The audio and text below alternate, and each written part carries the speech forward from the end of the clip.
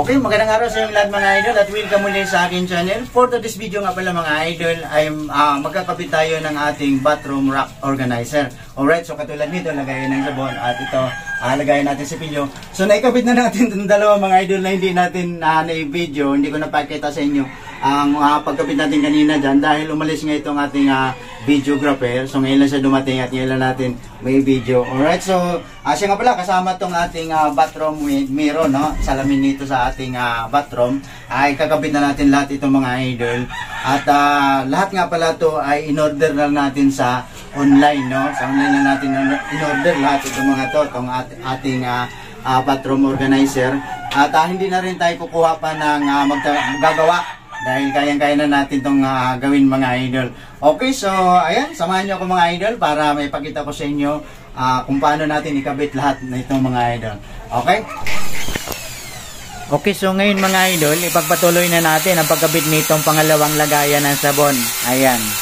Ang gusto kasi ng pamilya ko, lalo na itong mga kasama kong babae, yung aking asawa, yung aking anak na babae, gusto nila dalawahin yung, okay na sa akin sana yung isa lang, pero alam mo naman, pag mga babae, maraming sabon na ginagamit. So, ayan, pinadalawa. So, okay na rin to. At least maraming lagayan ng sabon. Ayan. So, siya nga pala mga idol, pagdating sa mga ganitong trabaho, sa parte ng bahay mo, gaya nito sa banyo, sa room mo, basta sa bahay mo, pagka gumagawa ka, siguraduhin mo na libilado yung trabaho mo mga idol. Gamitan mo talaga siya ng libil para hindi naman pangit tingnan na nakatagilid, no? Na talagang naka-flat siya, no? Patag siya na tingnan para mas maganda. Pangit kasi pagka nakatagilid, no, mga idol, bahay mo 'yan eh, 'di ba? So dapat maayos yung pagkatrabaho. Sa mga ganitong ano naman mga idol, ganitong gawain ay kayang-kaya na natin 'to pagka wala tayong ibang ginagawa. So ang kailangan lang naman natin dito ay ayun nga, yung electric drill or barina, tapos level bar or kung wala kang level bar, leveling hose, no? Yung hose na puti or mayroon ding kulay green, lagyan mo lang ng tubig yun. So pwede na rin yun na pang level mga idol, no? Importante talaga sa ganito na libilado yung trabaho mo. Ayan.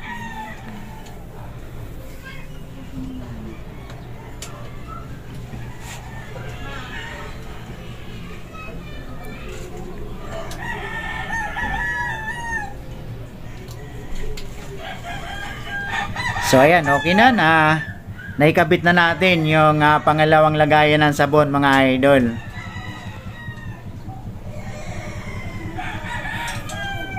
So ang nilalagay na lang natin dyan yung takip ng screw, no, para matago yung screw. At the same time, hindi siya kalawangin kasi yung screw naman ay bakal yan siya, hindi naman siya aluminum. So yung mga parte na ginabit natin, yung ating organizer, yung rack organizer natin, ay lahat yan ay aluminum siya mga idol. So hindi siya kinakalawang, maliban lang dyan sa screw na ginagamit natin. Okay,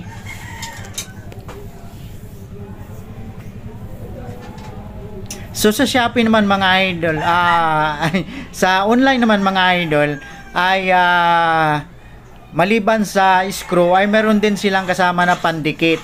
So maliban sa in-screw mo, pwede mo rin na idikit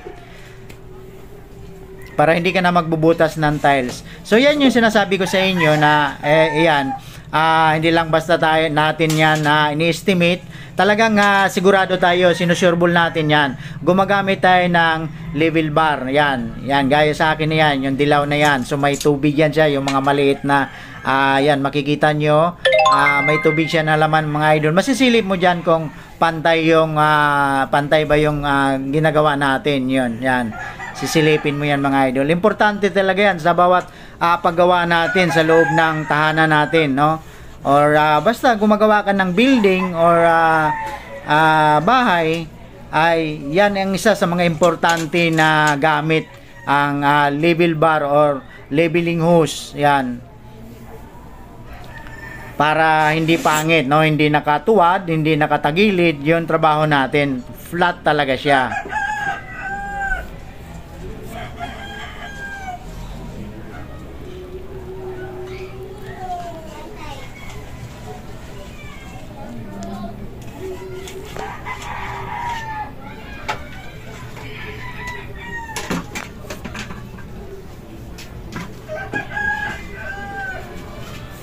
So ayan, yung kakabit natin na yan ay dyan, pang corner yan sa mga idol. Alam mo nyo, lahat ng mga yan, yung anak ko na babae, siyang utak dyan mga idol. Siyang nag-order niyan lahat sa online, no? Kumbaga, suggest lang ako. Pero yan, mahilig. Alam mo ng mga babae kasi, ang dami nilang kung ano-anong ano sa ginagamit sa katawan. Kaya yan, ang daming gusto nila ilagay dyan sa banyo, sa loob ng banyo. So alam nyo na, ganun talaga mga babae ngayon, no? Ito yung mga lalaki, okay na sa akin, sabon sa katawan, tapos kunting shampoo, ayos na para sa akin yan mga idol. Ewan ko lang sa iba dyan. So yun nga pala mga idol, pag sa ating pagbarina ay kailangan din natin ingatan. Dapat bagong bala ng barina yung gamitin natin, yung matalas talaga, kasi pag delikado rin pag purol, so mamaya baka mag crack yung ating tiles, sayang naman, no? Isa yun sa magpapapangit na pag may crack na yung tiles natin, di ba? So dapat siguraduhin natin na bago yung gamit natin na bala ng ating electric drill or ating barina, no? Tapos siyempre yung pagbutas natin, titingnan natin maigi yung laki ng butas na ating ginawa na swak doon sa yung may plastic kasi yan doon, nakakapitan doon sa screw, no? So ipapasok natin dyan sa butas na yan yung plastic na nakalimutan ko anong tawag nito, no? So dapat tamang-tama talaga siya yung sikip, no? Hindi naman wag namang maluwag kasi walang kwenta, no? Hindi kakapit.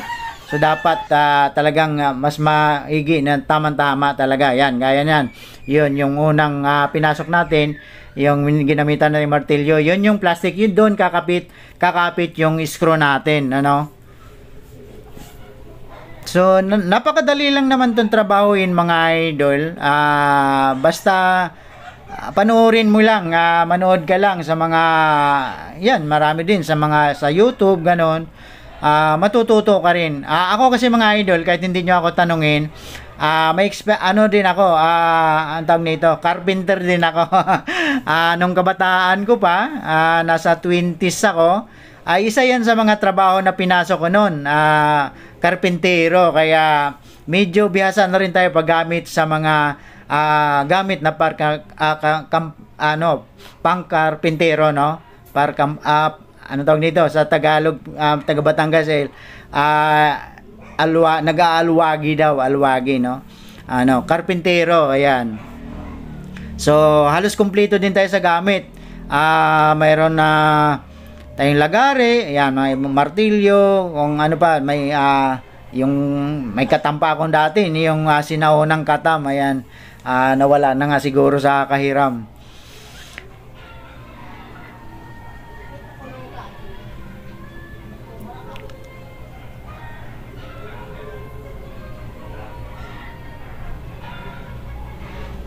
So ayan, naibaw na natin yung plastic na kakapitan ng screw natin.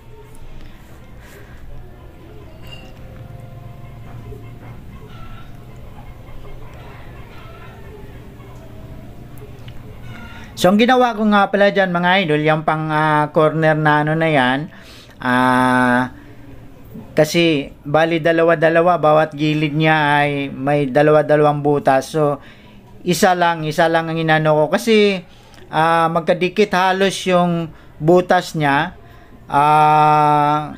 So ang gagawin ko na lang ay tag-isang screw na lang, gilid-gilid, then applyan ko na siya ng, ayan, applyan ko siya ng pandikit, no?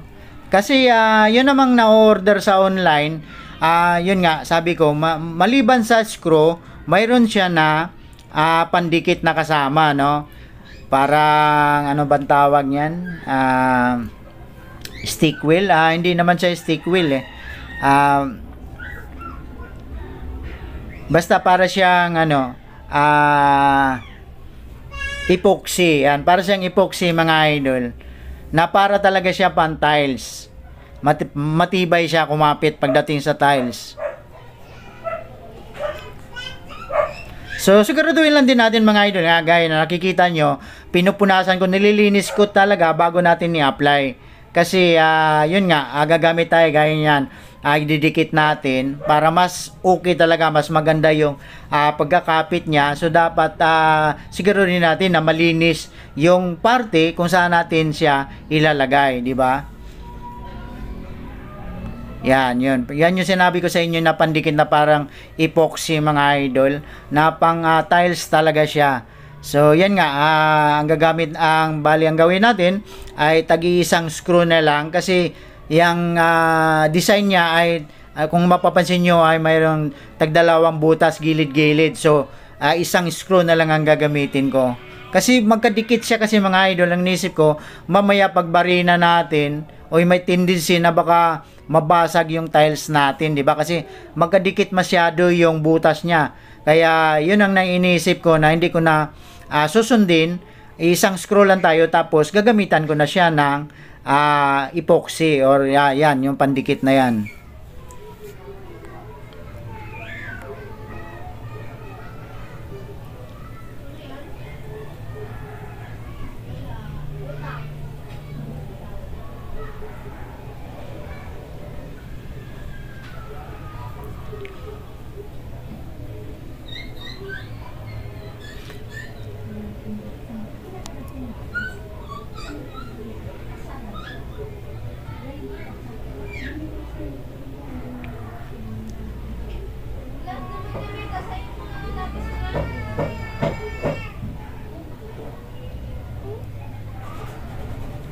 So yan, mga idol, ini-screw na natin yung itong lagayan ng ano tawag nito, yung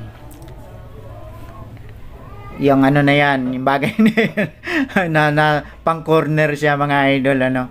So medyo nahirapan lang tayo dyan dahil babangga kasi yung Phillips screw na ginagamit natin. Bumabangga siya dito sa parang may parang siding kasi yan na parang style kung sa ano pa siya, parang terrace, no? So bumabangga, kaya yan na medyo iniiwas-iwas nga natin yung hindi tayo makabuilo ng ikot ng ating Phillips screw para mas mabilis sana, no? Kaya mapapansin ninyo dyan na medyo natagalan tayong konti pagkabit natin dyan, napakaliit lang na bagay, no? Ayan.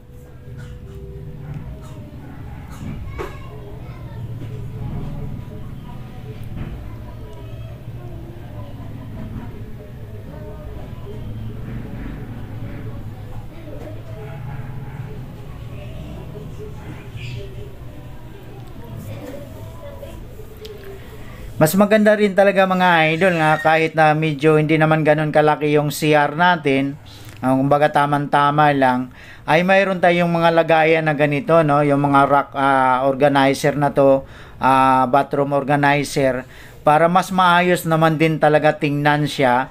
At paggamit natin talagang malinis siya, hindi siya basta-basta lang nakalapag dyan sa gilid-gilid, kasi syempre pagka banyo, so nasa pinaka-flooring niya, ay siyempre nandyan lagi yung tubig, di natin maiwasan yan pagka gumamit tayo, no? Yung iba nga dyan ay yung banyo, doon sila naglalaba, no? So napakaganda nga naman tingnan pagka organized talaga yung sa loob ng CR mo or ng banyo mo, no? Ng paliguan nyo, kung mayroong mga ganyan, di ba? So hindi din naman siya ganun kamahal. Hindi ko nga alam yung eksakto na price nito, pero ang alam ko, ang sabi ng anak ko, hindi naman siya ganun kamahal. Yun nga, na-order naman siya nakikita naman siya sa online. At saka siyempre pipiliin nyo, titingnan din ninyong mabuti kung okay ba, goods ba yung items, di ba? At baka naman maano kayo, no, ma-scam ba o ma-loko kayo. So ayan, kahit papaano naigpitan na rin natin mga idol. Yun nga, medyo matagal-tagal nga lang natin na yan kasi bumabangga nga yung Phillips screw natin ginagamit. Pero yan, so ayan, lalagay na lang natin yung pinaka-cover ng screw natin kinabit para hindi siya pasukin ng tubig at hindi kalawangin, ano? At para hindi rin siya pangit tingnan. So ngayon ay dito na tayo sa pinakahuli natin na ikabit mga idol. Itong hindi pa to, party siya sa pinakahuli, itong salamin, no? Salamin. Ito kasing salamin na pinili nitong aking anak ay maliban sa pinakasalamin, yung bilog, ay mayroon pa siyang parang lagayan pa rin ng mga kung ano diyan sa pinaka yan sinasabi ko sa inyo mga idol. Hindi ko, pasensya na kayo, hindi ko alam kung anong tawag niyan. Kumbaga pwede siguro lagyan siya ng mga pabango or ano diyan, pabango sa CR or suklay. Yun yung sinasabi ko sa inyo. So yan, yun yung bilog, yan yung nagustuhan ng anak ko. Siya kasi namili niya, nag-order niyan. So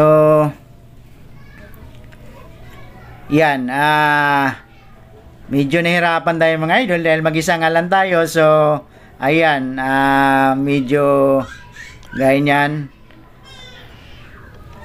At yung kasama natin, yung misis ko naman, yung aking videographer mga idol. Yun yung taga-video natin, yung misis ko. Minsan nagre-reklamo din. Kasi may gagawin siya. Sabi ko, tika muna, videoan mo muna ako. Ayun nga idol.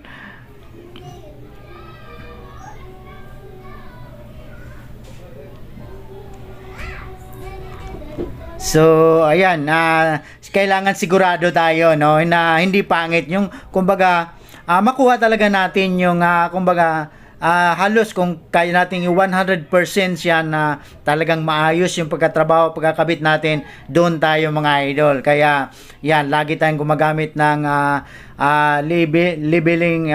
level bar, or, yun nga, para pantay talaga, sinusukat talaga natin yung bawat gilid na hindi naman siya masagwang tingnan, no?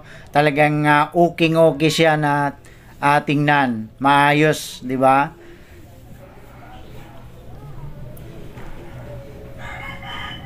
Minsan kasi mga idol, may kwento ko rin sa inyo, mayroon kasi mga gumagawa din ng mga, kumbaga, binabayaran natin na mga nagtatrabaho, pagdating sa mga ganito, na banat lang sila ng banat, no? Pinapasweldo mo sila ng maayos, tapos yung trabaho ay hindi naman maayos, no? Basta, kumbaga, parang minamadali, na hindi tulo tabingi, mga ganon. Siguro yung iba nating mga kababayan dyan, iba nating mga kapatid ay naka-experience na kayo ng ganon, na nagpapagawa kayo ng mga bagay na pagkatapos ay parang kumbaga naiinis kayo dahil hindi magandang tingnan, kumbaga tagilid, tabingi, no? Kumbaga hindi siya maayos na pagkatrabaho, di ba? Sa madaling salita. So, ayan, importante kasi talaga yan. Pagka nagtatrabaho ka, gawin mo na yung pinaka-the best mo dapat, di ba? Ganun ang prinsipyo ko mga idol, hindi sa sa inyo, hindi sa pagyayabang. Gusto ko kapag nagtatrabaho ako na gawin mo na yung, ipapakita mo na yung pinaka-the best na alam mo para nakakatuwa, 'di ba? Nakakatuwa na makikita mo kahit wag na yung iba, yung mismo ikaw makakita sa trabaho mo, na nakita mo na talagang maayos na pwede ka makipagkompetensya sa ibang gawa, di ba? So, yun ang pinaka-importante dapat. Dapat ang mga kababayan natin, yung mga kapatid natin na pagdating sa mga ganito o gumagawa, ay dapat ganun yung isipin nila, di ba? Hindi yung iniisip lang nila na okay na, kumita na sila, wala na silang pakialam na kung anong resulta ng kanilang ginagawa, ng kanilang trabaho, di ba?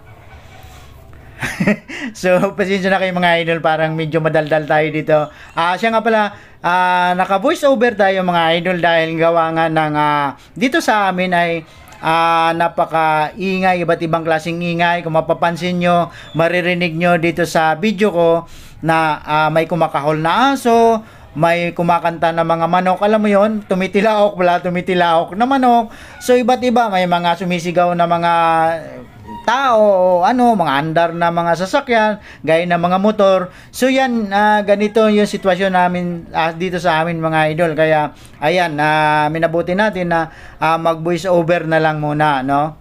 So isa pa doon, biglang may nagpapatugtog ng malakas mga idol na kapitbahay namin. Ayan, kaya in-off na natin minabuti natin na i-off na yung audio, yung original na audio nitong ating video, at mag voice over na lang kasi para maiwasan natin na wag tayong makopyright ni YouTube, no, ni Papa YouTube. Mahirap na mga idol, no. So ayan, isa yan sa ating talagang binabantayan bilang vlogger, nagba-vlog, yung makopyright tayo ni Papa YouTube, no, or doon sa ganyan nga sa mga music na hindi natin gaano napansin, yung pala paglabas no, pag-upload natin ng ating video ay mayroon palang ibang tugtog na hindi naman pala authorized na pwede natin gamitin, ano. So yun nga mga idol, ayan, sinasabi ko sa inyo na bago natin i-apply yung yan, dinidikitan na natin, ay siguraduhin natin na malinis bago natin idikit yung parte kung saan natin siya ididikit. So ayan, i-screw na natin siya mga idol.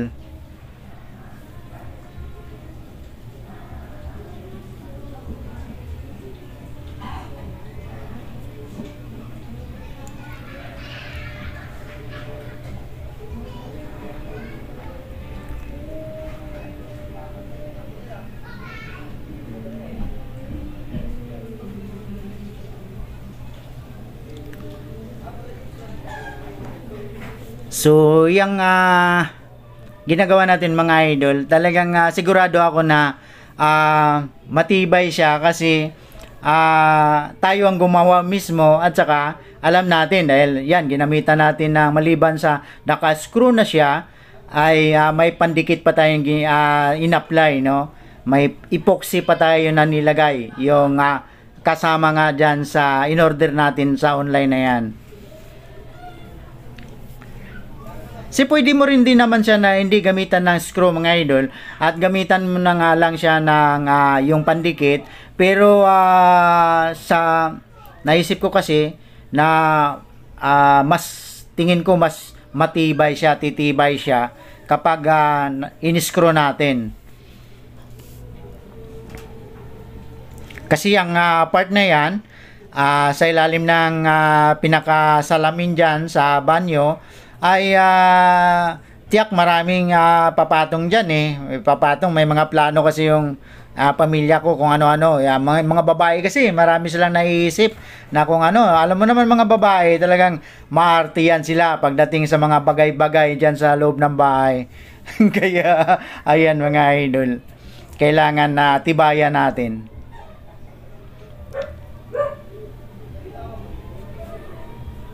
So yan, pagkatapos natin may screw yan, at after 24 hours ay dumikit na rin yung in-apply natin na epoxy, yung pandikit, no?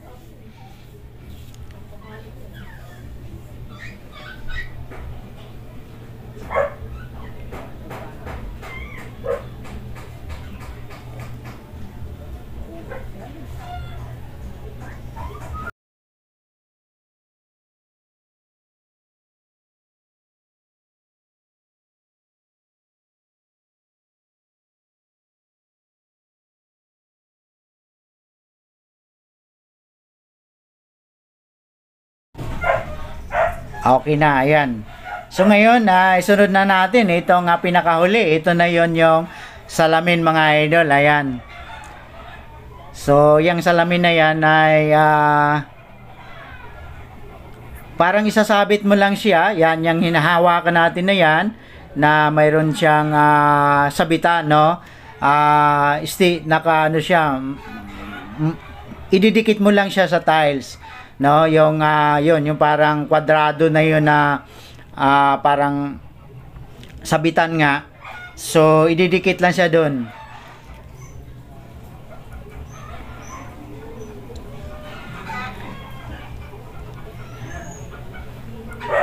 So kung mapapansin niyo dyan, parang may tali. Tinalian ko siya mga idol kasi nga wala ibang tagahawak. So tinalian ko muna siya pansamantala ng isang tansi para mas madali nating ma-fix yung pinakagitna talaga, na gitnang-gitna siya doon naman sa ating laboratory, di ba? Na parang talagang kumbaga makuha natin yung kundi man 100%, 99% na talagang tapat na tapat siya sa ating laboratory, no? Ayan, so kailangan natin linisin natin mabuti kasi ang ididikit natin dito yung para siyang sticker na yun nga, yung sabitan ng salamin, no? So iniwasan ko nga dyan magpunas yung ginuhitan kasi natin para makuha ka na kasi natin may ginuhitan natin ng lapis dyan para makuha natin yung pinakasentro, no? Kasi sinukatan natin yan doon sa pinakasentro naman doon sa ibaba mga idol. So ayan, ididikit na natin yung kung saan siya sasabit mga idol. At tinitingnan ko na napakatibay nito nung itong pandikit na to. Talagang pan-tiles talaga siya.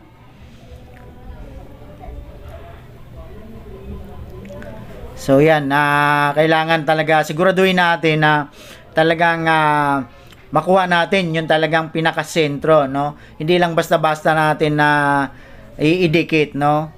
Ayan, mapapansin nyo, medyo talagang ina-adjust natin bago natin idikit siya.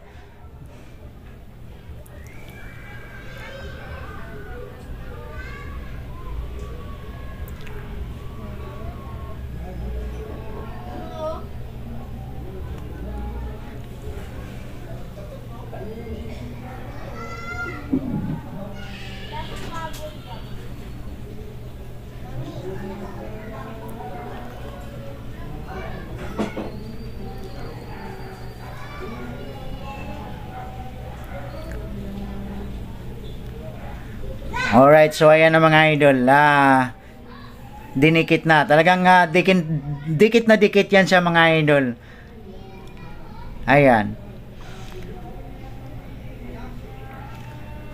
So, parang hindi pa ako komportable kasi na parang isasabit lang yung salamin. Kaya, mapapansin nyo dyan mga idol, in-applyan ko pa siya ng pandikit. Yung ayan, para yan, yung pinakagilid nung yan siya aluminum yan siya mga idol, yung pinaka niya, kung saan siya isasabit.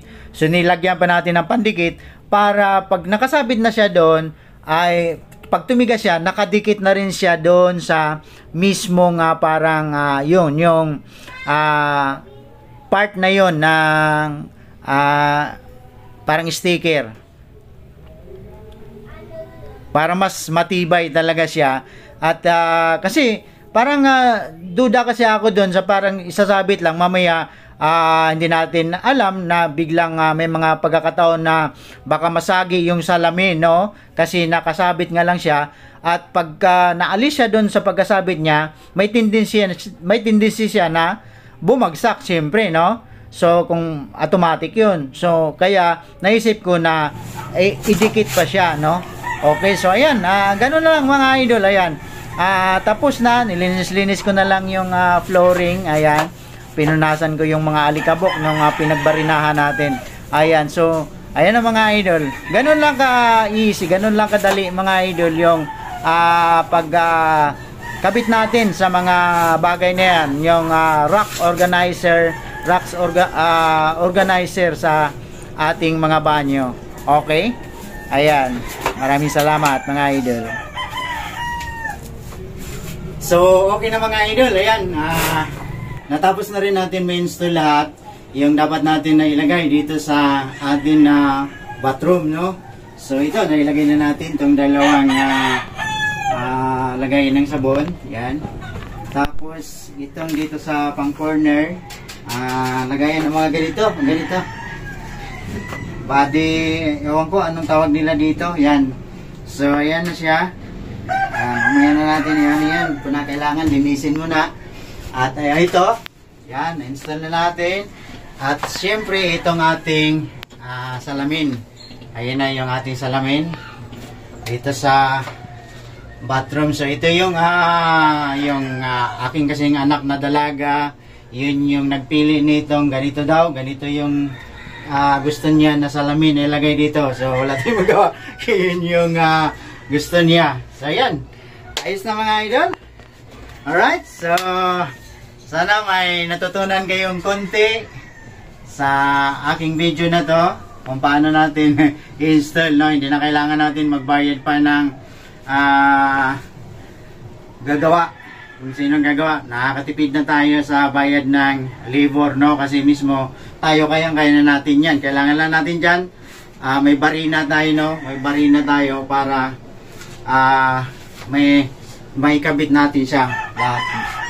Okay? So ayan, hanggang dito na lang. Maraming salamat po sa inyong panonood. At shout out sa lahat ng aking mga bagong subscribers. Siyempre, lahat kayong na aking mga subscribers. Maraming salamat po talaga sa inyo. Sa inyong pag-subscribe sa aking maliit na channel. At pag-follow sa aking channel sa Facebook page ko. Maraming salamat. Sana patuloy niyo suportahan ang aking maliit na channel, mga idol. Alright, so ayan, maraming salamat ulit. Sa hindi pa nga nakapag-subscribe, sana paki-subscribe nyo, paki-like, paki-share, at paki-pindot na rin ang ating notification bell para maging updated kayo lagi sa ating mga bagong video na i-upload. Okay, so huwag natin kalimutan na magdasal palagi, magpasalamat sa ating Panginoon na sa langit. God bless po sa inyong lahat. Bye-bye.